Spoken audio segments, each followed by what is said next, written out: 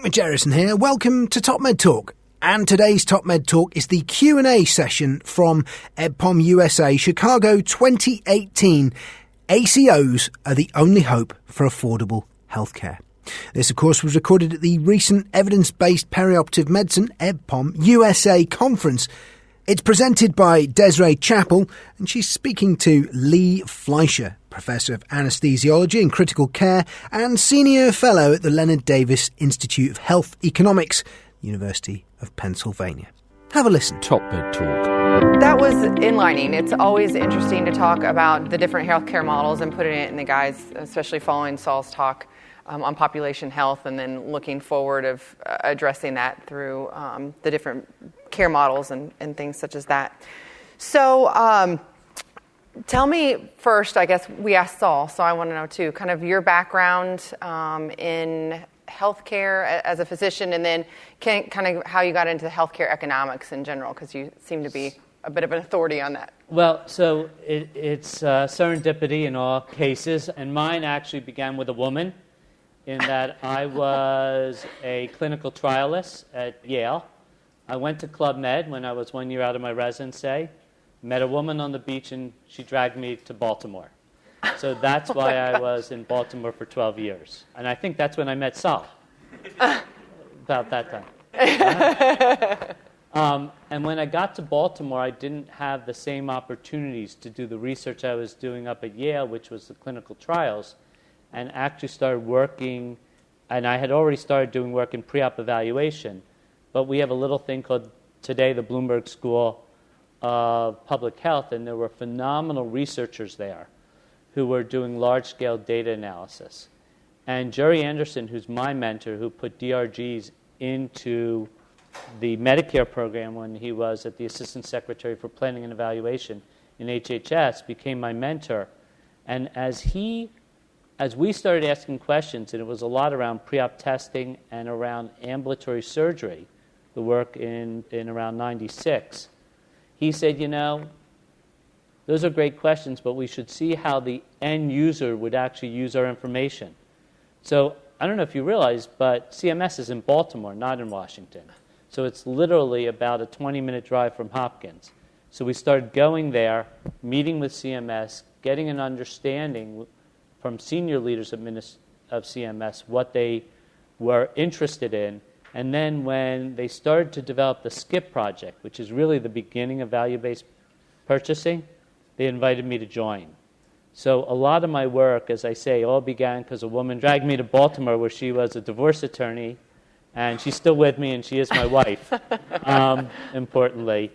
But you never know, and because of that involvement with CMS, and because of my involvement actually with the RWJ Clinical Scholars Program, I've actually ended up teaching a lot of the senior medical people who were in CMS, including Patrick Conway, Mina Duseja.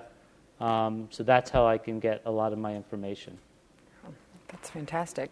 Well, I encourage everybody to get on Slido, start asking some questions, and as we go along, we'll go in and start asking some of those. And again, we welcome comments and questions from the audience. So if you have something, let us know.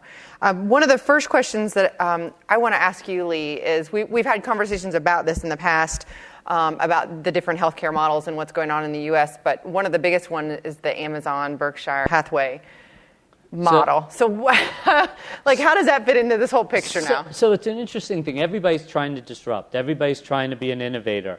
And if you look at it, and you look at the top 100 people and about the number 2 most innovative person or influencer in modern healthcare, there were about 10 of them, and they were the disruptors.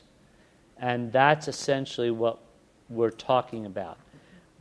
So Amazon, Berkshire Hathaway, they said we have such a large employee base, we should look internally. And I've heard this story from others, in that they went out and they looked at young entrepreneurs as being the disruptors, not the gray-haired, but the 30-year-olds, and quickly learned they couldn't disrupt because they don't understand the system.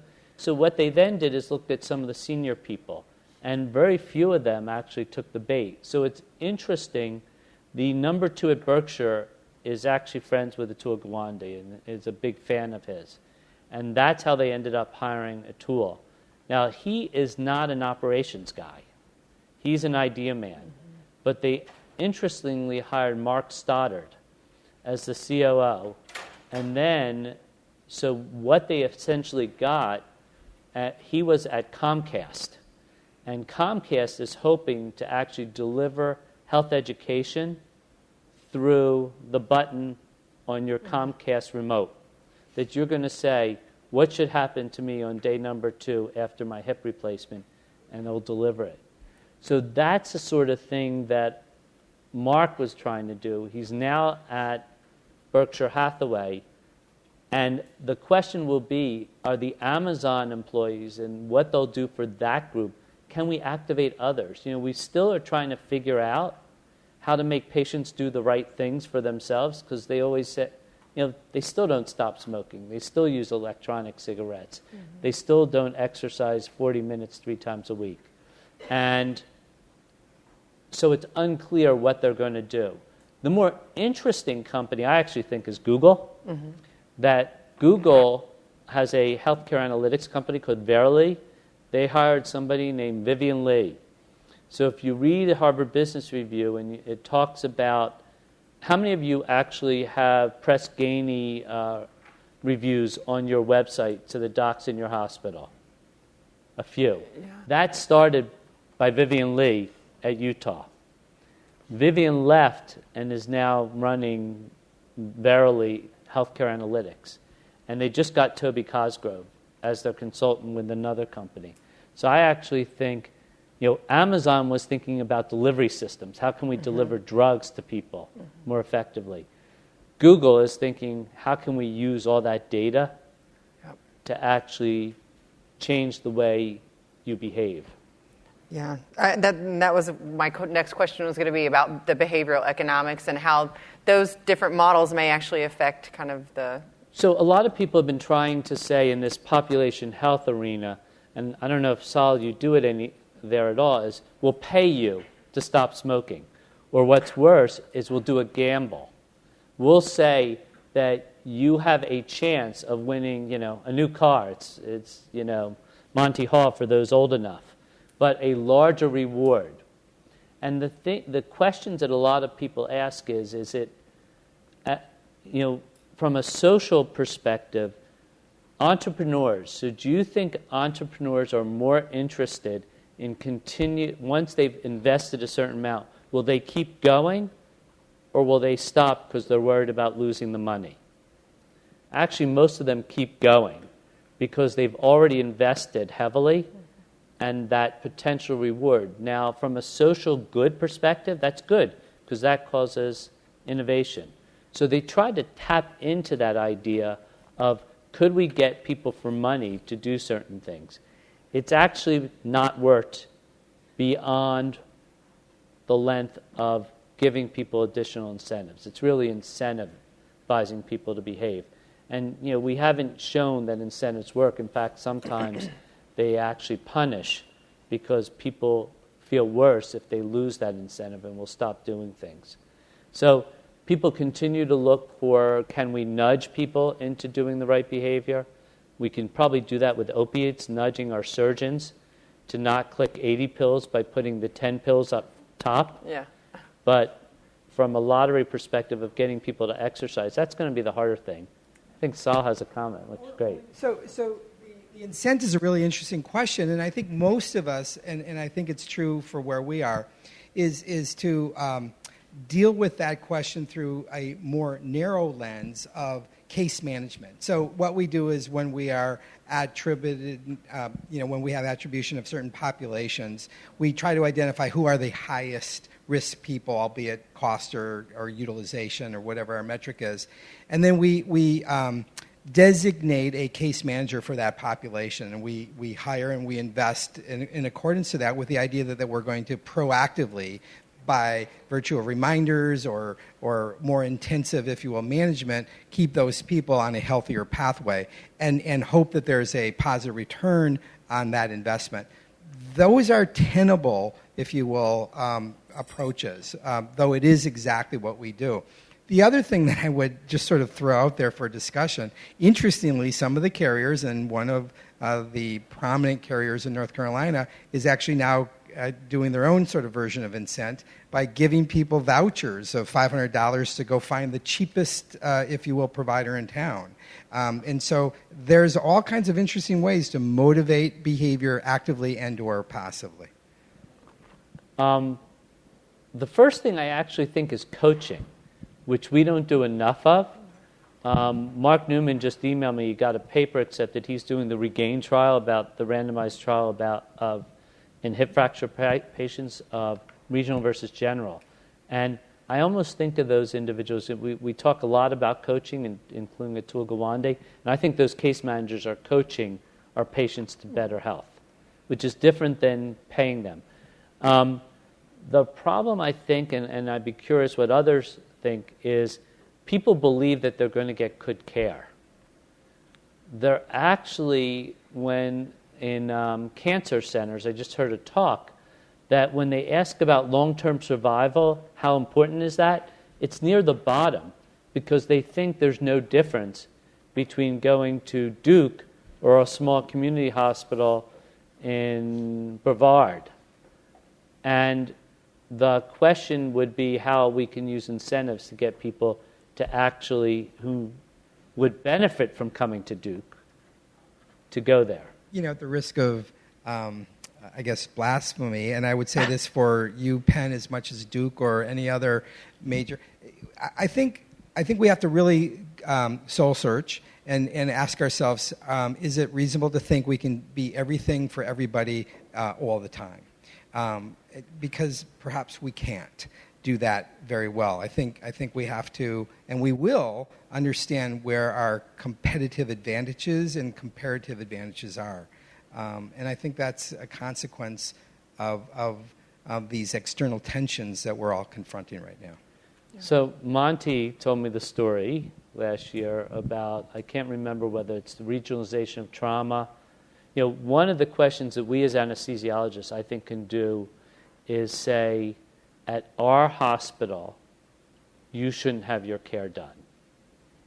Or whether it's nurse anesthetists, the anesthesia team, because we don't see many patients like you, and you are sick enough that you would benefit from the additional resources of a center. And we've shown this a little bit with magnet hospitals, some work by Jeff Silber, that it makes a difference.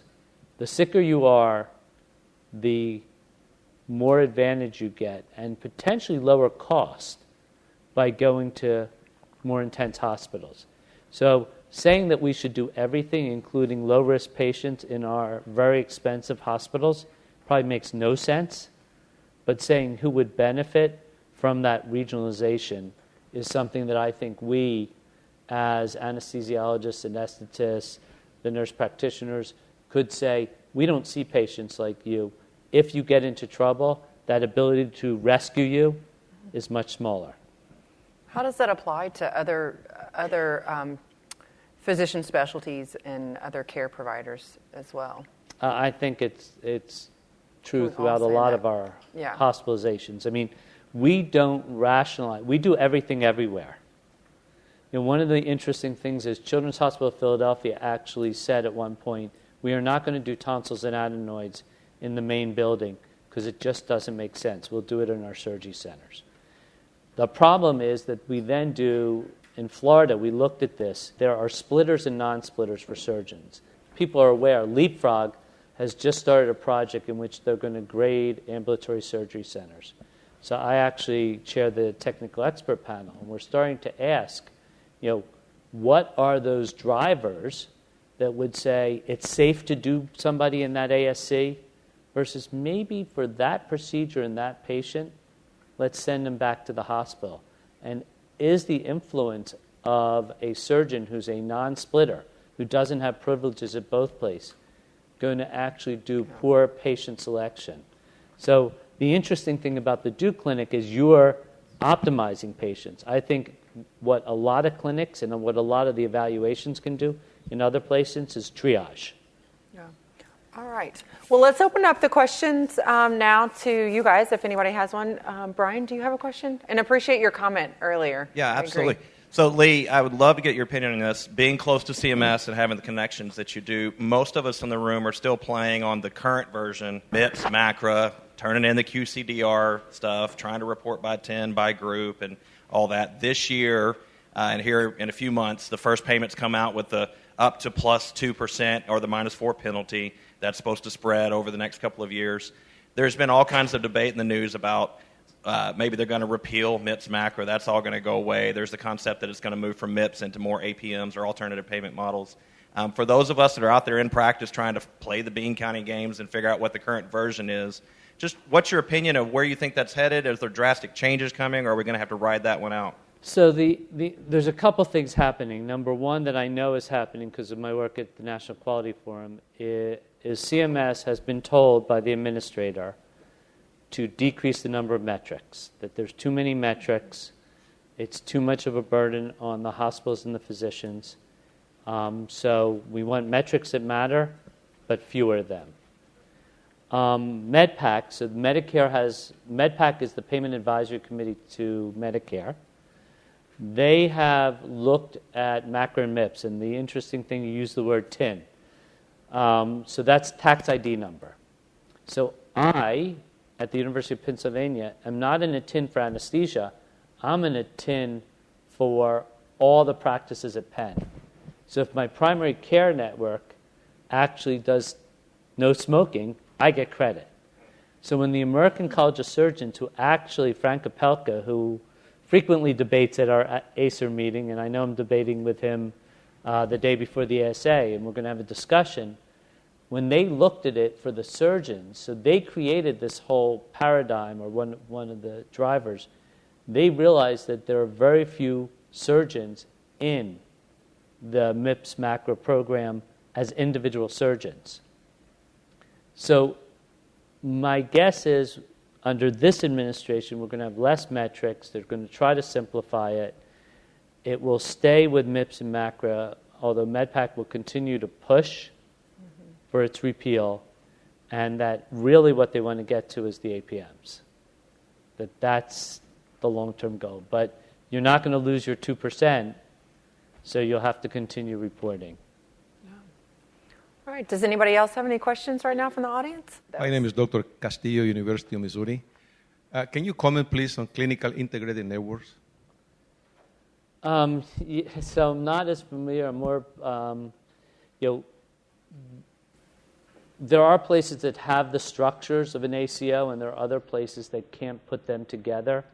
So those are more of what these clinic-graded integrated networks. I'm not as familiar, to be honest. We don't do as many of these SINs, but there are these looser networks of how you share some of the ability to go into APMs.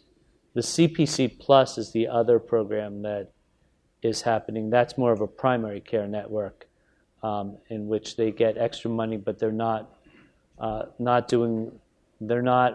responsible for the total cost of care. The SINs are more so that they can participate in the some of the APMs. Sorry, I don't have more information. Oh, that's good. Oh, we have one more question over here. My name is Bob Booth. I'm an anesthesiologist in Fort Worth, Texas. My question is, it may not be answerable in this moment and rather be more of just a tee-up for the rest of the conference. But, as we think about going to bundled care and decreasing the size of the cookie jar, the hands are all going to jam in to get there as quick as they can. I know that I think the key thing is probably for us to be able to show our value, not just in, the doing the right thing, as Saul is saying, but also on the financial aspect of it. So when we are faced with the opportunity and challenge to negotiate for our portion of that slice, that percentage, what is, in your opinion, the best way to approach that? Yeah, I mean, that's a hard one. As Saul said, he has made very clear arguments of what the hospital should pay for what they stand up. We have been able to share in some of the service lines because our surgeons view us as critical partners, particularly because of our footprint in critical care and being able to say in the upside. I think the key question, which Saul answered in some way to my question, was, what's our risk tolerance? Mm-hmm.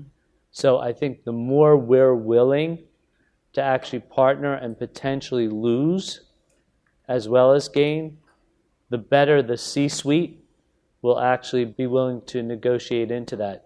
When we came up with our current funds flow model, we had always asked for, we need X amount of money every time we stand up a new location. In our new funds flow model, we actually said, if you give us the volume, we'll give you the number of rooms, and if you want more rooms, there will be a direct cost. But if we don't get the volume or we don't collect as well, we'll absorb the cost. And that changed the entire conversation with the CFO. And we have risk corridors. Mm-hmm. So in fact, if we drop below 5% or above 5%, we renegotiate our contract with the health system. Essentially, what they're doing is increasing our unit costs because we negotiate as one system to a certain level. So they're looking at our productivity. But that idea, from the CFO's perspective, the idea that we were willing to share risk changed the entire conversation. And now what we've done, and this really is Saul's approach, is our cardiac surgeon said we need intensivists there 24/7. They're the ones who make the ask, and then we can legitimately negotiate for that. So it's actually the push and the pull. Yeah. And I think that's what you've done with your clinic. It's a philosophy of demonstrating partnership by demonstrating your ability to win. So you win by winning. And I think if you're willing to be proactive, you're willing to be bold and kind of take a leadership role and make the point of the value proposition, people will listen and people will respond. I mean, we're all in this together. At the end of the day, it doesn't make sense. I love this metaphor. Just because you own the seat in the lifeboat, it doesn't give you the right to drill a hole in the bottom of your seat. And so we're all in this together. And I think demonstrating your ability to win by winning is what drives your credibility in all of these discussions. It's a new world, and so it's a different approach to that question of how you define your value and how you define your contribution. Yeah. I mean, the thing we're most excited about from a bundle is actually a non-surgical back pain bundle. The idea that we're going to take some risk and we're going to partner, and that has the insurers incredibly excited. Interestingly, the CEO of Aetna has severe back pain. So the motivation there. The motivation is always personal. Yep. So those are some of the things to think about. Well, we're getting close to break time here. Just a couple questions because there's some good ones here, and we kind of do the rapid fire again.